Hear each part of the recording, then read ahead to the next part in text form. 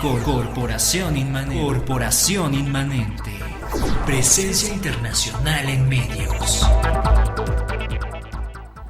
Muy buenos días, les saludamos con mucho gusto. Esta mañana en Voces y Sentimientos de Puebla tengo el gusto de recibir aquí en el estudio a Nora Escamilla. Nora, ¿cómo estás? Buen día, gracias por acompañarnos esta mañana. Hola, buenos días, Juan Carlos, buenos días, doctor. Muy contenta de estar en el programa, de que me hayas invitado y muy emocionada por este proyecto. Pues ojalá te guste, que te la pases muy contenta y además déjenme les presumo, Nora va a estar acompañando a su servidor y a Toño de la Vega a partir del próximo lunes 3 de febrero en Causa y Efecto, el noticiero de Corporación Inmanente. Así que bienvenida, Nora, ojalá nos acompañes varios programas esta semana y los amigos del auditorio se vayan acostumbrando a tu voz. Eso espero, que les agrade mi voz, que estén muy contentos con mi participación y con mucho gusto te acompañaré esta semana en algunos programas y la otra semana a partir del lunes de 7 a 8 de la mañana en nuestro noticiero junto con Toño de la Vega. Así es. Y bueno, también está con nosotros Ícaro, el demoledor. ¿Cómo estás, Ícaro? Buen día. ¿Qué tal, Juan Carlos? Buenos días. Pues ya sabes, con todas las ganas del mundo como siempre y pues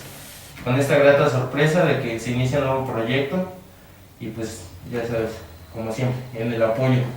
Bueno, también ahí estarás. Una sección, no se la pierdan en el noticiero. No sabemos si del diario, dependiendo de los tiempos que te deje la lucha, claro, la vida, o la lucha libre, para que esté con nosotros Ícaro, el demoledor, también en el noticiero. Y bueno, pues es un gusto darle la bienvenida a nuestro invitado de esta mañana, el doctor Moisés Hernández, especialista y subespecialista en muchos de los temas que tienen que ver con los ojos, específicamente con el trasplante de córnea. Doctor, bienvenido, muchas gracias, buen día y gracias por estar con nosotros. ¿Qué tal? Muy buenos días, Juan Carlos, y estamos aquí para servirles. Muchas gracias, doctor.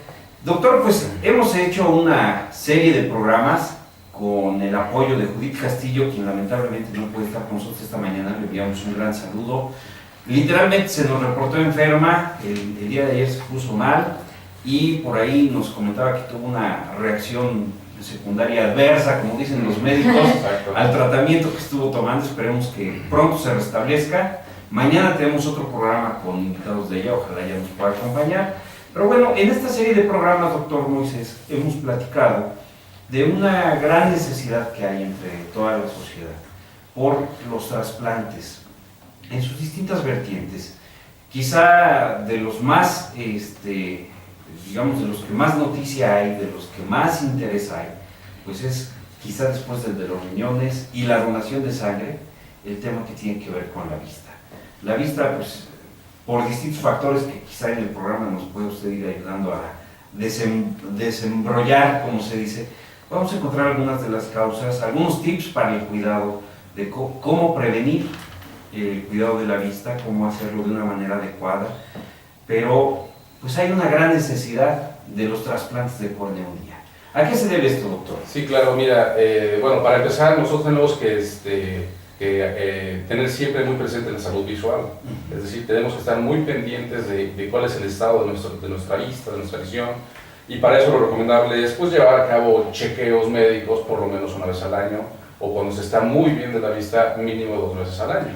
Pero hay ciertas circunstancias que pueden afectar la salud visual. Tenemos todo un abanico de problemas que se pueden manifestar, y a lo mejor lo que nos atañe directamente en este programa pues tiene que ver directamente con la parte más anterior del ojo, que es la córnea. Digo, los pacientes, para empezar a pensar que pudieran tener algún problema, tienen que ubicar que la córnea es la cúpula transparente que está en la parte anterior del ojo, es decir, en la parte más adelante. Y la córnea funciona en el ojo como una especie de lente. Es decir, los haces de luz que provienen del exterior y que chocan contra la superficie ocular son desviados en primera instancia por la córnea, es decir, funcionan como un lente convexo, ¿de acuerdo? Okay. Y en segundo lugar, cuando los rayos de luz pasan a la parte más interna del ojo, chocan con otra superficie que es el cristalino, que es el segundo lente que tenemos adentro del ojo. Y el cristalino vuelve a hacer un efecto de convergencia de la luz, para que de esta manera los rayos luminosos caigan en foco a nivel de la retina. Y ya la retina es propiamente la que capta la imagen a nivel del ojo. O sea, podríamos decir que la córnea es el primer elemento, lo primero donde llega la imagen, el que recibe la luz, porque es la primera capa de nuestro ojo. Efectivamente, es la primera superficie que va a provocar que se refracte, es decir, que cambie de dirección la luz. Nuestro ojo funciona como una cámara fotográfica, es decir, tiene un sistema de lentes compuestos precisamente por la córnea y por el cristalino, cuyo objetivo es llevar las imágenes exteriores a una película fotográfica, digámoslo así, que sería la retina, ¿de acuerdo? Que es propiamente la que va a captar las imágenes. Cuando cualquiera de estos elementos está alterado, es decir, cuando se altera la córnea o se altera el cristalino, entonces la persona empieza a tener problemas visuales porque no capta las imágenes de forma adecuada. Entonces, de ahí el papel primordial de la córnea y de la integridad corneal para que nosotros podamos tener una muy buena visión. Y de ahí viene ya toda una gama de padecimientos que pueden afectar precisamente cómo una persona percibe el mundo exterior. Es importante. Correcto, doctor. Me gustaría aquí recapitular.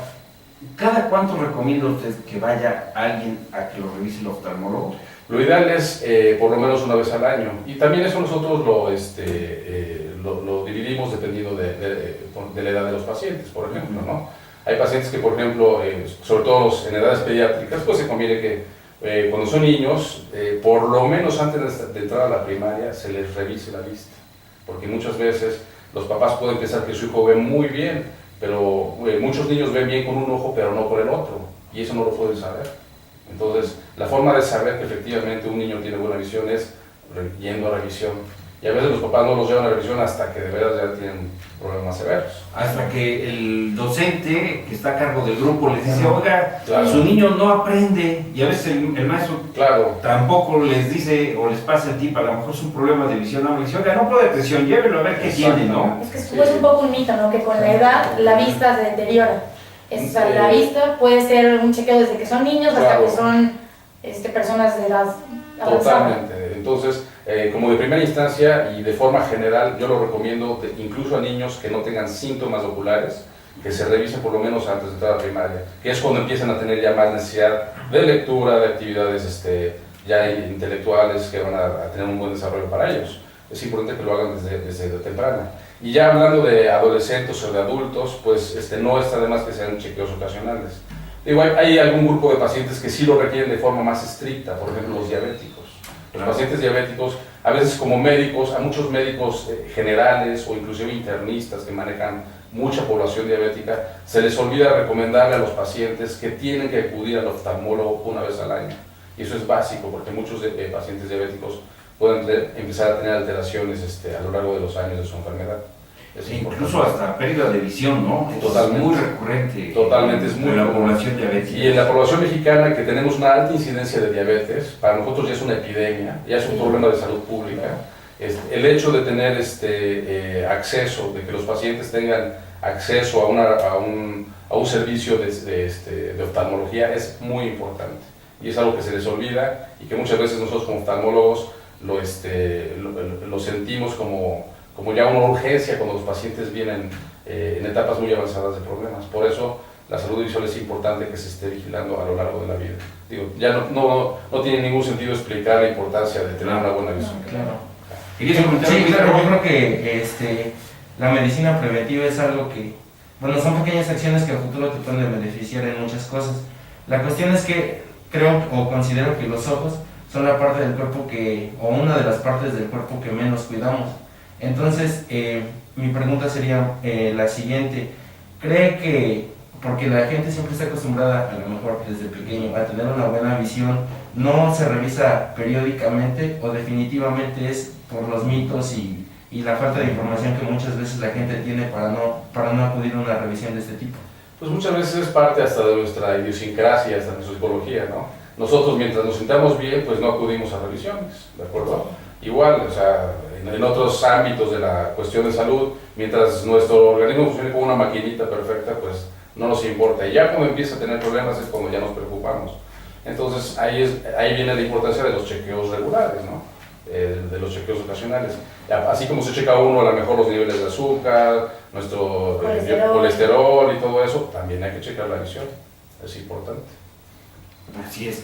Pues sin lugar a dudas el tema de la vista es uno de los sentidos, digo, no sé, difícilmente podríamos decir que uno sea más importante que otro. Todos son necesarios, todos los necesitamos para distintas actividades. Totalmente. Pero pues el de la vista, sin lugar a dudas, es además un primer contacto, generalmente un primer contacto con todo el mundo, con todo lo que nos rodea. Completamente. En algunos casos es el sonido, pero generalmente mediante el sentido de la vista es como tenemos ese primer contacto, ¿no? Sí, E identificamos cosas. Y definitivamente con los problemas visuales que provocan, a lo mejor no te van a poner en peligro la vida como otro tipo de padecimientos, ya no hablamos del corazón, de riñones, pero los problemas visuales causan un déficit muy importante en la calidad de vida de los pacientes. Es decir, una persona que tiene su visión disminuida disminuye mucho sus capacidades de desarrollarse en el ámbito tanto social como laboral. Entonces es muy importante mantenerlo en buen estado, ¿no? Incluso hablado, por ejemplo, de gente adulta que a veces empiezan a tener pérdida de visión por otro tipo de procesos degenerativos. El hecho de bajarles visión, por ejemplo, por cataratas, en ese caso, pues provoca que los pacientes ya no pueden hacer sus actividades de forma normal como antes lo hacían, pierden productividad, pierden capacidad de valerse por sí mismos, y eso incluso no afecta solo al paciente, sino al entorno familiar, y ya extendiéndolos al entorno social. Claro. Es importante eso. Así es, doctor. Pues bueno, estamos a punto de irnos a la primera pausa de esta emisión de Voces y Sentimientos de Puebla. Por supuesto, agradeciendo la compañía de Ícaro, el demoledor, de Nora Escamilla, que está en este primer programa de Voces y Sentimientos de Puebla, entrevistando junto con su servidor al doctor Moisés Hernández.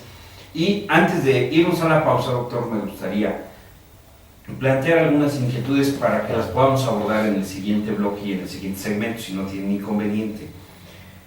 ¿Cómo, aparte de las revisiones médicas, cuáles son los principales padecimientos o cuáles son las principales causas de que la córnea empiece a enfrentar un desgaste prematuro en un momento dado? ¿Cómo saber si alguien en un momento dado tiene, o si no es el caso, como en otros padecimientos, que haya cierta predisposición genética, familiar o por determinados padecimientos médicos de otra índole que repercutan directamente en la vista? Y tercero, creo que es un tema obligado por el tema que abordamos esta mañana en el programa en Voces y Sentimientos de Puebla, ¿cuáles son las principales causas que llevan a las personas a requerir el trasplante de córnea? Efectivamente. Todos Sí. pueden llegar a ser candidatos, no todos. Y otro tema que quiero dejar un poquito al aire, pero también es inquietud muy recurrente entre algunas personas. A veces ya se escucha, por ejemplo, el caso suyo, de su servidor, que usamos nuestros lentes, se nos dice, oye, deberías operarte, ¿no? Para que ya no usen los lentes. He escuchado que la recomendación médica es primero justamente un estudio de cómo está la córnea Y, bueno, y si es o no candidato. Te voy a interrumpir un poquito. Tú usaste la palabra deberías operarte. En cuestión de cirugía refractiva no existe el deberías operarte. Es una decisión personal. La cirugía refractiva no es una cirugía que esté indicada de forma médica, sino es una cuestión Personal. inclusive personal, hasta De gusto estética, personal, creo que sí. ¿no? Pero si algún médico te dice que tienes que operarte para corregir tu defecto de miopía o hipermetropía, está errado el abordaje. ¿De acuerdo? Esos temas creo que son claves, Claro. porque se han puesto de moda. Sí. Por supuesto. Además se han puesto de moda, y qué mejor que tener la opinión de un experto en la materia para saber los pros, los contras, y pues lo bueno es que aparentemente pues ya alguien no va a usar lentes, pero ¿a qué se expone si toma la decisión de hacer esa operación? Perfecto. Pues vamos al corte y regresamos. Muchas gracias. Corporación Inmanente. Corporación Inmanente. Presencia internacional en medios.